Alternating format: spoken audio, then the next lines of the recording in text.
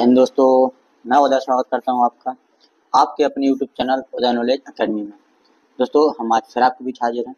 दोस्तों ये सभी प्रश्न आपके प्रीवियस ईयर क्वेश्चन हैं और ये आपका आज पार्ट 10 है। दोस्तों जिस भाई ने भी वो 9 पार्ट ना देखे हैं तो डिस्क्रिप्शन में लिंक है, आप एक एक से देख लें।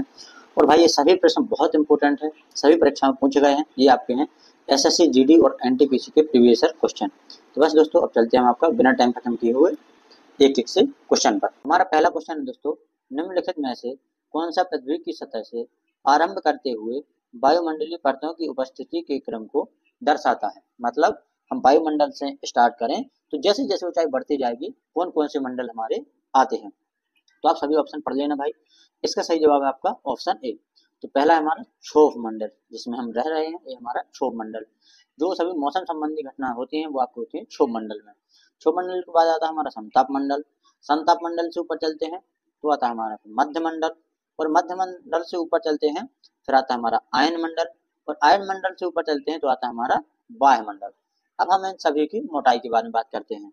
तो हमारा जो क्षोभ मंडल है, क्षोभ मंडल की मोटाई है आपकी समुद्र तल से 10 किलोमीटर। अब इसको हम जी कभी कभी आपसे मील में भी पूछा जा सकता है और फीट में भी पूछा जा सकता है, तो मैं आपको तीनों में बता देता हूँ। मील में है दोस्तों आपका 16.2 मील, कितना है 16.2 मील। और जब आपसे फीट में बात की जाए तो है आपका 33,000 फीट, कितना 33,000 फीट। तो ये सभी आप याद रखना दोस्त। आगे चलते हैं हम, अब बात करते हैं समताप मंडल की। तो भाई समताप मंडल कहाँ से है? समताप मंडल है आपका 10 किलोमीटर से लेकर 50 किलोमीटर तक। कितने से? 10 से 50 किलोमीटर। समताप मंडल को दोस्तों और दूसरा नाम है समताप मंडल का ओजोन मंडल। क्या है? ओजोन मंडल। तो आपको ये भी याद रखना है। ओजोन मंडल किसको कहा जाता है भाई? तो ओजोन मंडल कहा जाता है आपको समताप मंडल को। आप सभी जानते हैं कि ओजोन परत है हमारी, वो हमारे सूर्य से जो हानिकारक किरणें आती हैं उससे हमारी रक्षा करती है। तो ये भी आप याद रखेंगे। अगले आता है हमारा मध्य मंडल। तो भाई मध्य मंडल के मध्य में कितना हमारा 50 से 80 किलोमीटर, कितना 50 से 80 किलोमीटर तक। फिर 80 किलोमीटर के बाद आयन मंडल आता है आपका। आयन मंडल है 80 से 300 तक, 80 से 300 किलोमीटर तक। तो आपको ये भी याद रखना है। इसके बाद आता है हमारा वायुमंडल। तो वायुमंडल है आपका 300 किलोमीटर से ऊपर जितना है सभी वायुमंडल में आता है। तो आपको ये सभी याद रखना है। मोटाई कितनी है, किसको किस नाम से जाना जाता है, बहुत पूछे जाते हैं भाई। अगले चलते हैं प्रश्न नंबर 2 पर अपने। निम्न में से कौन सा देश संयुक्त राष्ट्र सुरक्षा परिषद का स्थायी सदस्य है? स्थायी सदस्य पूछे गए हैं। तो आपके स्थायी सदस्य वर्तमान में 5 संयुक्त राष्ट्र सुरक्षा परिषद के।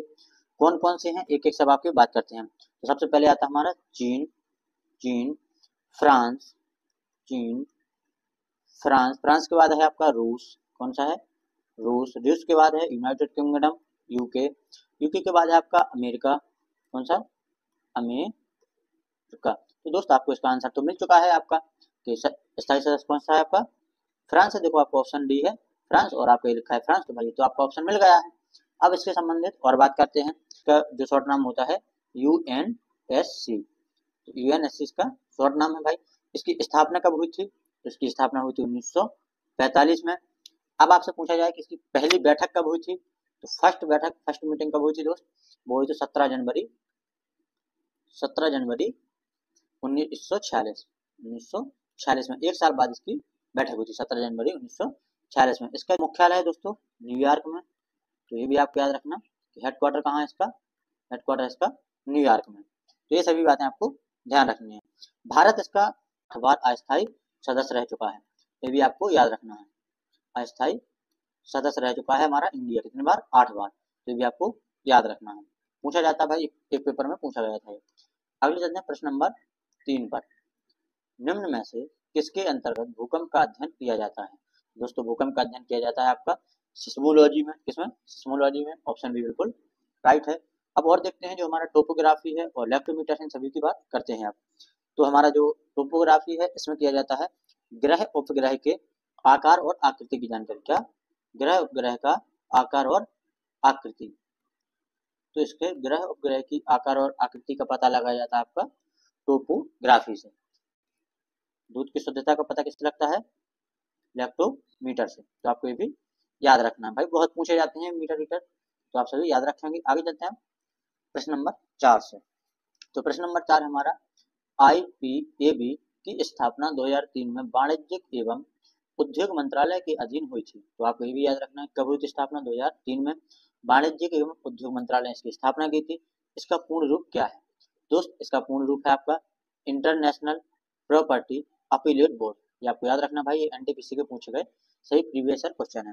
वीडियो पसंद आया आपको तो भाई चैनल को जरूर सब्सक्राइब करें और लाइक करें, जिससे मुझे मोटिवेशन मिलता है भाई। आगे चलते हैं हम प्रश्न नंबर 5 पर अपने। तो आपके सामने प्रश्न नंबर 5, ध्वनि की तीव्रता को मापने के लिए निम्न में से किस मात्रक का उपयोग किया जाता है। तो भाई आपको पता है, सभी जानते हैं ध्वनि की तीव्रता मापी जाती है आपकी डेसिबल में। किसमें नापी जाती है, डेसिबल में। बिल्कुल एक एक पॉइंट बता रहा हूँ भाई, और आप सभी बिल्कुल एक एक पॉइंट याद रखें। बात करते हैं पास्कल की। तो पास्कल है आपका दाब का ऐसा ही मात्रक क्या होता है, पास्कल होता है, ये भी आपको याद रखना है। क्यूरी रेडियो धर्मिता की इकाई है, किसकी भाई, रेडियो धर्मिता, रेडियो धर्मिता की इकाई। तो आपको ये भी याद रखना है कि किसकी इकाई है, रेडियो धर्मिता की इकाई है क्यूरी। जूल होता है आपका दो चीज का मात्रक, किस किस का होता है आपका, ऊर्जा और तथा कार्य का मात्रक क्या होता है, जूल होता है। तो आप ये भी याद रखना, ऊर्जा और कार्य का मात्रक जूल होता है। बहुत पूछा जाता है भाई कि दो मात्रक किसके हैं, या ऐसा पूछा जाता है कि ऊर्जा और जूल का मात्रक बताएं। तो आपको ये याद रखना है। अगले लेते हैं प्रश्न नंबर 6 पर, हवा की गति को मापने के लिए निम्न में से किसका उपयोग किया जाता है। तो भैया हवा की गति नापने के लिए किया जाता है एनीमोमीटर का उपयोग। किसका, एनीमोमीटर का उपयोग। अब हम एक एक से देखते हैं। तो भाई साहब ओडोमीटर का उपयोग किया जाता है आपका वाहन द्वारा चली गई दूरी मापने के लिए। आपकी मोटरसाइकिल में जो लगा है, फोर व्हीलर में जो लगा है, वो आपका ओडोमीटर लगा है। बात करते हैं हाइग्रोमीटर की। तो वायु में आर्द्रता, क्या, वायु में आर्द्रता, तो ये नापी जाती है आपकी हाइग्रोमीटर से। या आर्द्रता का है, या आपसे पूछा जाए वायु में नमी, तो ये दोनों किससे मापी जाती हैं, हाइग्रोमीटर से। आगे चलते हैं फिर हाइड्रोमीटर। भाई इन दोनों में बहुत कंफ्यूज होते हैं लोग। हाइड्रोमीटर, तो हाइड्रोमीटर में आपका तरल पदार्थों का घनत्व, किसका, तरल पदार्थों का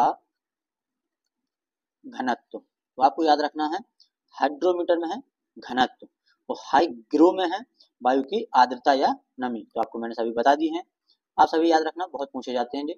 आगे चलते हैं हम प्रश्न नंबर 7 पर, राष्ट्रीय मानव अधिकार आयोग का अध्यक्ष कौन होता है। तो दोस्त ये होता है आपका राष्ट्रीय मानव अधिकार आयोग का अध्यक्ष होते हैं भारत के सेवानिवृत्त मुख्य न्यायाधीश। कौन से, chief justice of India, Bharat के मुख्य न्यायाधीश के अध्यक्ष होते हैं। आगे चलते हैं प्रश्न नंबर 8 पर, चंद्रगुप्त प्रथम के बाद गुप्त साम्राज्य की बागडोर किसने संभाली थी। चंद्रगुप्त प्रथम के बाद आपकी जो गुप्त साम्राज्य की बागडोर है वो संभाली थी आपके समुद्रगुप्त ने। किसने, समुद्रगुप्त ने। और समुद्रगुप्त को भाई आपका भारत का नेपोलियन कहा जाता है। तो आपसे भी पूछा जाए कि भारत का, तो ये कौन है आपका, समुद्रगुप्त है।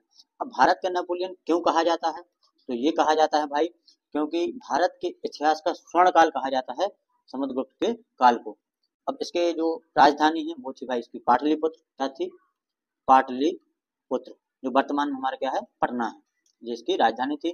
का शासनकाल था भाई समुद्रगुप्त 335 ईस्वी से 375 ईस्वी तक। तो आपको बनाए आपके सामने है, निम्न में से कौन सा मध्य प्रदेश में भगवान बुद्ध के सम्मान में सम्राट अशोक द्वारा बनाया गया बौद्ध स्मारक है। तो बौद्ध स्मारक सम्राट अशोक ने बनवाया था, जो होता है आपका सांची का स्तूप। सांची का स्तूप है आपका यहाँ पर मध्य प्रदेश के रायसेन जिले में। तो आपको ये भी याद रखना है। आगे चलते हैं धामक स्तूप। भाई धामक स्तूप आपका कहाँ पर है, जो है सारनाथ वाराणसी में। कहाँ पर, सारनाथ वाराणसी में, काशी नगरी भाई वाराणसी में है आपका धामक स्तूप।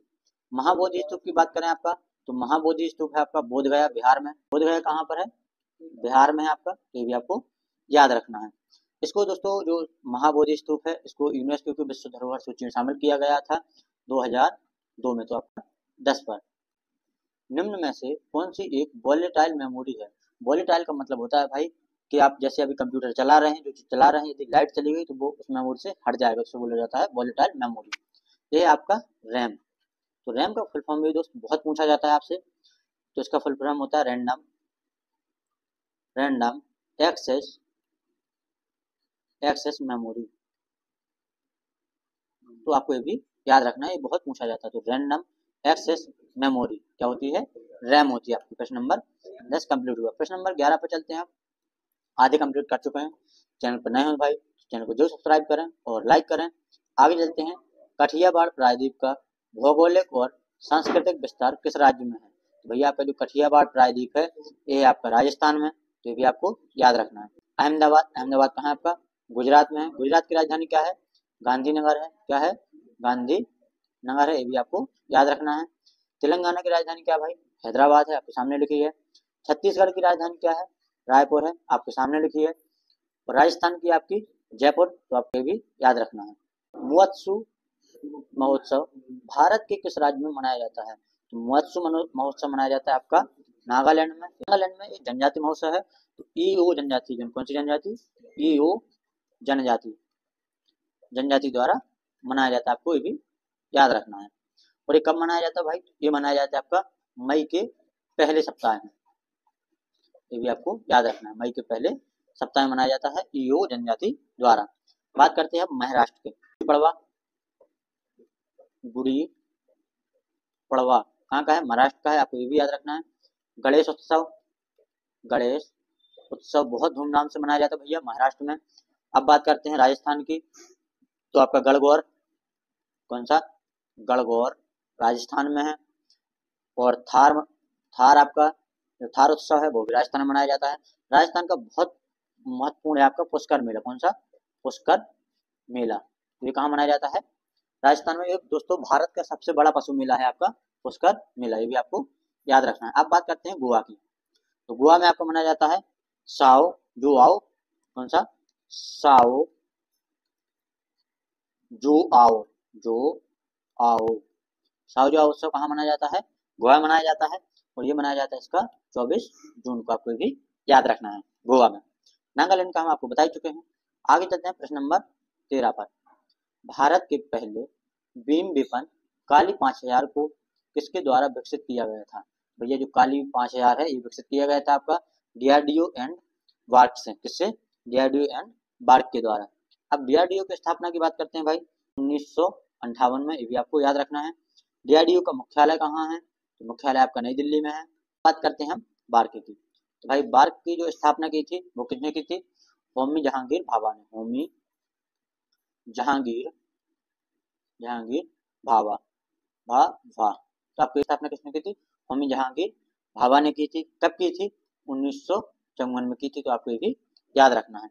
इसका मुख्यालय की बात करें तो भाई मुख्यालय पूछा जाता है, तो बार्क का मुख्यालय है आपका ट्राम्बे मुंबई महाराष्ट्र में। कहाँ पर है, ट्राम्बे मुंबई महाराष्ट्र में, ये बहुत इंपॉर्टेंट है भाई, इतना आप याद रखना। आगे चलते हैं प्रश्न नंबर 14 पर अपने, तो निम्नलिखित में से क्या ग्रामीण विकास का समर्थन नहीं करता है? तो भाई आपका ग्रामीण विकास का समर्थन नहीं करता है वो है आपका शहरी ऋण। शहरी ऋण से ग्रामीण बताओ क्या मतलब है, जो आपके ऐसे भी क्वेश्चन पूछे जाते हैं एनटीपीसी में। मानव संसाधन का विकास ग्रामीण विकास से संबंधित है, विपणन का विकास ग्रामीण विकास से संबंधित है, जैविक खेती को बढ़ावा बहुत ज्यादा ग्रामीण विकास से संबंधित, क्योंकि ज्यादा गाँव में खेती ही की जाती है। बात करते हैं प्रश्न नंबर 15 की। 1929 में दिल्ली के केंद्रीय विधानसभा में किन दो स्वतंत्रता सेनानियों ने स्मोक बम फेंके थे? भाई बहुत इंपॉर्टेंट है, स्मोक बम फेंके थे जो, उसमें थे हमारे भगत सिंह जी और बटुकेश्वर दत्त जी, तो आपको ये दोनों याद रखना है। भगत सिंह जी का जन्मदिन आ गया भाई, इनका जन्मदिन है 28 सितंबर 1907 को इनको जन्म हुआ था। और इनकी जो फांसी दी गई थी भाई, तो वो दी गई थी आपकी 23 मार्च 1931 को इन्हें फांसी दे दी गई थी, तो आप ये भी याद रखेंगे। आगे चलते हैं प्रश्न नंबर 16 पर। प्लूटो ग्रह की खोज किसने की थी? भाई प्लूटो ग्रह की खोज की थी आपकी क्लाइड टॉमबॉग ने, किसने, क्लाइड टॉमबॉग। तो इसकी डेट थी भाई आपकी 18 फरवरी 1930, ये भी आपको याद रखना है, कभी कभार पूछ लिया जाता है, ज्यादा नहीं पूछा जाता है। माँ के गर्भ में बच्चा किसके माध्यम से अपना पोषण प्राप्त करता है? माँ के गर्भ में बच्चा अपना पोषण प्राप्त करता है बीजांडसन से, किससे, बीजांडसन से, तो ये भी आपको याद रखना है। आगे चलते हैं प्रश्न नंबर 18 पर। दुनिया का पहला आधिकारिक एयरमेल, आधिकारिक एयरमेल, एयरमेल को बोला जाता है भाई आपका हवाई डाक सेवा। पेपर में ये पूछा गया था आधिकारिक एयरमेल, तो ये बहुत बच्चों से गलत हुआ होगा भाई, क्योंकि आपको हवाई डाक सेवा नहीं दिया गया था। जो फरवरी 1911, तो आपको ये भी याद रखना है कि हवाई डाक सेवा कब प्रारंभ हुई थी, 1911 में प्रारंभ हुई थी। किस किस के बीच भेजी गई थी, तो ये आपसे पूछा गया है। तो ये भेजी गई थी आपकी इलाहाबाद से नैनी के बीच। बहुत बहुत इंपोर्टेंट है भाई, बहुत बार पूछा गया क्वेश्चन है ये। आगे चलते हैं प्रश्न नंबर 19 पर। नीला थोथा का रासायनिक नाम क्या है? भाई नीला थोथा को कहा जाता है आपका कॉपर सल्फेट। कॉपर सल्फेट का जो रासायनिक सूत्र वो होता है CuSO4। आपको ये भी याद रखना है, कॉपर सल्फेट CuSO4 या नीला थोथा। बात करते हैं एल्यूमिनियम सल्फेट। तो एल्यूमिनियम सल्फेट का सूत्र होता है Al2SO4 का होल थ्राइस। तो आपको अब बात करते हैं ऑर्गन। ऑर्गन का प्रतीक क्या होता है? Ar। ऑर्गन क्या है? हमारी एक गैस है, उत्कर्ष गैस है। ऑर्गन का परमाणु क्रमांक कितना होता है? 18 होता है। प्रश्न नंबर 20 पर आज का हमारा लास्ट क्वेश्चन है। निम्नलिखित में से यह भारत का मुख्य कार्यक्रम नहीं है? तो भाई वो नहीं है आपका मरुस्थल विकास कार्यक्रम। बाकी आपके भारत के मुख्य विकास कार्यक्रम है। पहला है हमारा सर्व शिक्षा अभियान, बहुत इंपॉर्टेंट है, सभी को शिक्षा के लिए कहा गया है। ग्रामीण स्वास्थ्य मिशन, ये भी आपका बहुत इंपॉर्टेंट है। प्रधानमंत्री आवास योजना, ये भी आपका भारत का मुख्य कार्यक्रम है। तो आप सभी को पूरे क्वेश्चन याद हो गए होंगे दोस्त। आप सभी चैनल को जरूर सब्सक्राइब करें और लाइक करें यदि आप नए हैं तो। और मैं आप सबके लिए ऐसी वीडियो लाता रहूंगा, तो आप सभी चैनल को जरूर सपोर्ट करें। चलिए दोस्तों, चलते हैं। जय हिंद।